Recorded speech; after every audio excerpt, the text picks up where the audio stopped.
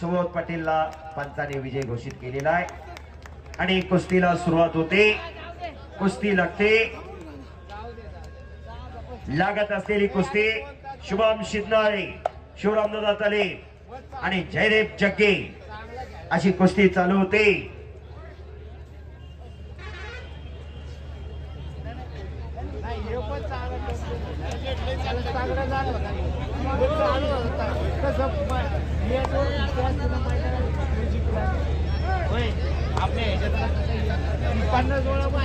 दोन कुस्त्या चालू आहेत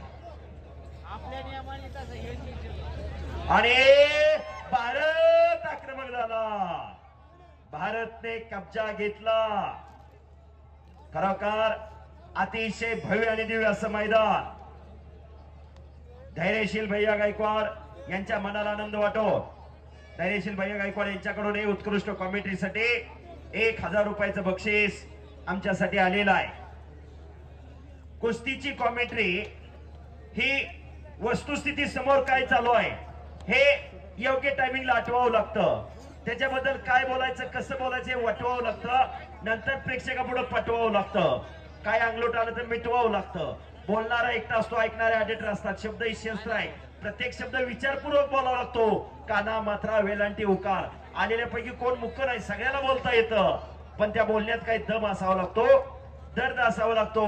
पण म्हणतो कुस्तीची कॉमेंट्री आणि इतर खेळाची कॉमेंट्री यात बराचसाच फरक आहे. दोन तगड्या कुस्त्या चालू आहेत.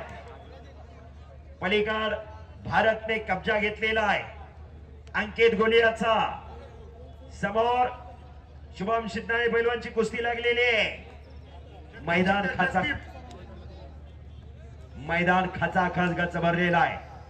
श्री क्षेत्रपाल काल